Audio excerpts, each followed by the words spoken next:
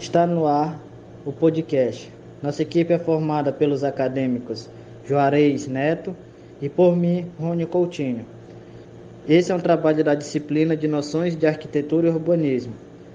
O nosso podcast de hoje, ele será tratado sobre o tema o papel dos Conselhos de Engenharia e Agronomia CREA e Arquitetura e Urbanismo CAL, na busca por soluções ao déficit habitacional.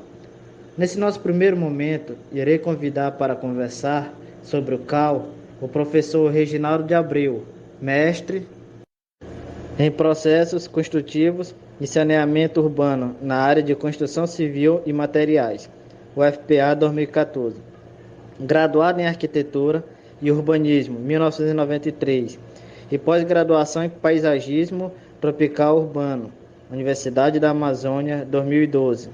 Professor universitário, experiência em gestão pública na área de arquitetura, planejamento urbano e paisagismo. Também é servidor público federal no IFPA e conselheiro do CAL Pará. Mestre, a primeira pergunta que eu lhe faço é: o que significa CAL? Como é sua composição e qual é o seu papel? Bom, o CAU, o Conselho de Arquitetura e Urbanismo, é uma autarquia federal que é composto por uma estrutura organizacional que compõe órgãos colegiados e órgãos administradores. Os colegiados correspondem a plenárias, comissões e aos colegiados, que trabalham na regulamentação das ações relativas à orientação, disciplina e fiscalização do exercício profissional do arquiteto e urbanista. Os órgãos administrativos são vinculados à presidência, são a chefe de gabinete, as assessorias, a gerência geral, a secretaria-geral da mesa, a ouvidoria, a controladoria e a auditoria, que atuam em questões administrativas e de apoio aos órgãos colegiados. O CAU tem por finalidade orientar, disciplinar e fiscalizar o exercício da profissão de arquitetura e urbanismo, zelar pela fiel observância dos princípios de ética e disciplina dos arquitetos e urbanistas, bem como pugnar pelo aperfeiçoamento do exercício da arquitetura e urbanismo no âmbito de cada jurisdição do Estado no Brasil. Em relação ao déficit habitacional, o que o senhor poderia falar? O que seria esse déficit habitacional? O déficit habitacional é uma expressão que se refere à deficiência das habitações em uma determinada região. Normalmente se refere como um indicador numérico, um percentual sobre o todo, né, das pessoas que vivem na cidade, e representa uma quantidade de unidade deficitária naquela região, naquela cidade. Esses déficits eles podem ser quantitativos e qualitativos, né? Quantitativa, quantidade, como foi falado anteriormente, e qualitativo, são condições precárias das edificações que, atrelada à falta de infraestrutura urbana mínima, acabam tolhindo o direito do cidadão da qualidade de vida, de morar bem, né? Professor, em relação à assistência técnica gratuita, tem regulamentação? Qual a lei? Essa assistência técnica gratuita ela é regulamentada pela Lei Federal 11.888 de 2008 para o projeto e construção de habitação de interesse social. O CAL, aqui no Pará, o CAL Pará, atualmente, atua em vários projetos de ATIS. Um deles é o ATIS Mulheres, em parceria com a UFPA. A concepção do projeto ATIS Mulheres é parte da interação entre o Ministério Público Estadual, com a Comissão de Regulação Fundiária da UFPA, e buscam canalizar esforços no sentido de dar fluidez ao atendimento dessa demanda, né, acolhendo as mulheres por essas instituições, a UFPA e o Ministério Público Estadual. Por fim, quais seriam suas considerações finais sobre esse tema das soluções ao déficit habitacional? Bom, finalmente eu vejo que os poderes públicos constituídos são responsáveis por incentivar através de políticas públicas, como é o caso que eu citei anteriormente, em relação a estar previsto na lei, né?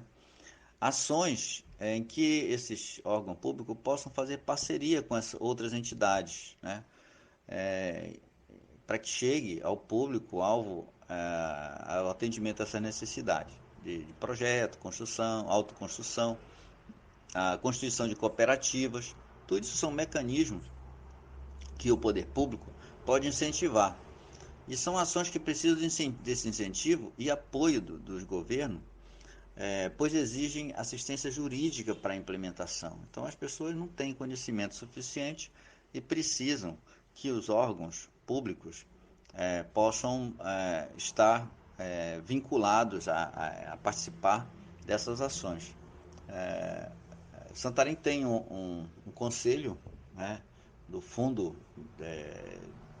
Municipal de Habitação, onde o CAL faz parte, e eu sou parte integrante, mas até o momento, desde acho que março, ou por aí, não houve nenhum convite de reunião para participar de alguma ação dentro daquilo que a gente está esperando aqui, como incentivar as pessoas a resolver o problema do déficit habitacional. Agradeço, professor mestre Reginaldo Abreu, por nos proporcionar esse bate-papo sobre a função e atuação do CAL em relação ao déficit habitacional. Esse nosso primeiro bloco se encerra por aqui.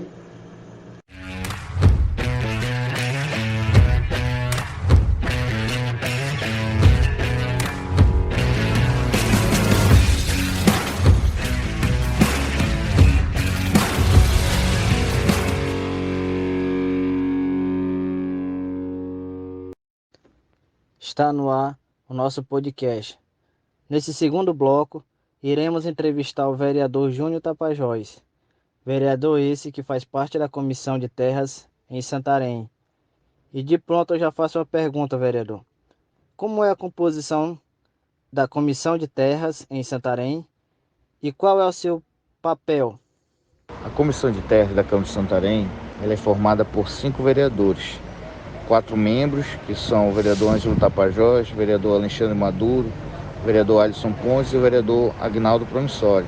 E um presidente, que sou eu, o vereador Júnior Tapajós. O papel da 5ª Comissão, a Comissão de Terras, é de analisar todos os projetos de alienação de terras, que são aqueles projetos que o Poder Executivo manda para a Câmara para verificar se o projeto está em concordância com o que o cidadão está pedindo para comprar a área do município, se ele tem a medida correta, se todos os trâmites, a cadeia dominial, ou seja, se os trâmites de compra, de venda, eles estão corretamente, né? Então a Comissão de Terras ele faz esse tipo de análise do projeto, além de, claro, vistoriar em loco o terreno, para saber se está de fato de acordo com o que diz o projeto de lei, para posteriormente ser votado por todos os vereadores e assim a Prefeitura de Santarém poder então emitir o título definitivo de terra para aquele cidadão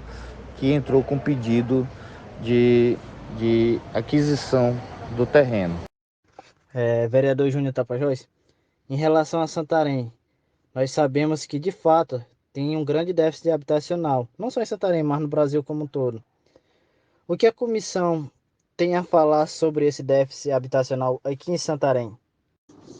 O déficit habitacional em nosso município é uma infeliz realidade.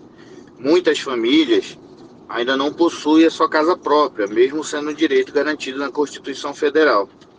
Os últimos empreendimentos de moradia em nosso município foi o Residencial Salvação e o Residencial Moassara. O Residencial Salvação, como é do conhecimento de todos, foi entregue já, e o Moassara está parado há vários anos, pois enfrenta problemas entre o governo federal e as empresas que tocaram a obra no decorrer dos anos da construção.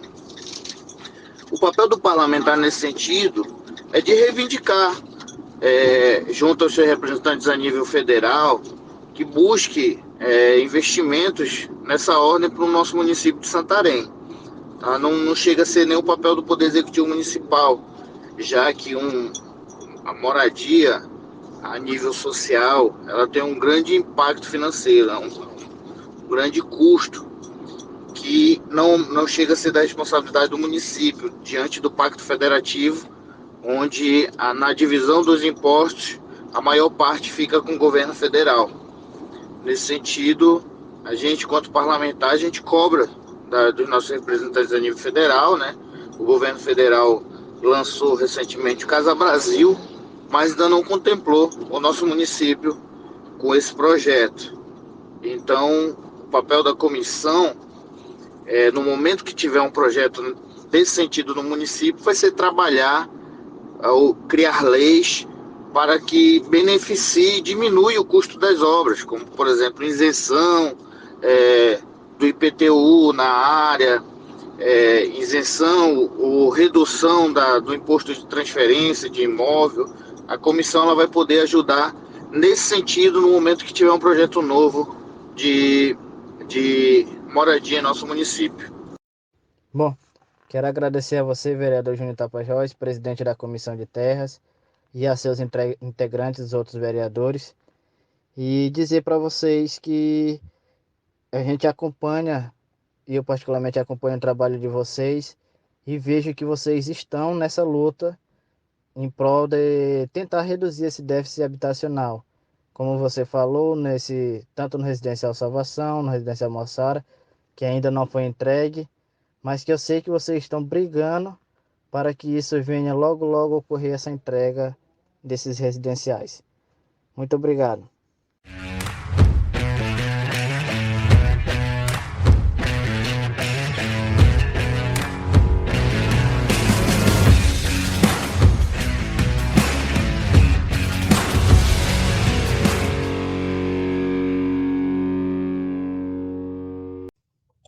Está no ar o nosso terceiro e último bloco do podcast.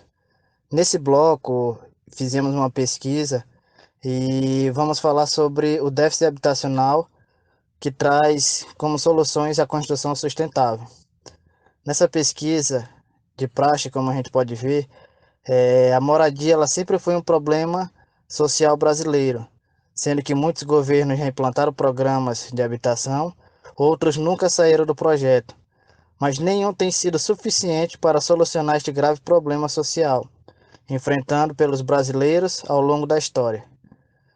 Com os altos custos da construção, grande parte da população mais pobre, sem alternativas, elas se veem obrigadas a morar em habitações precárias, nas periferias das cidades.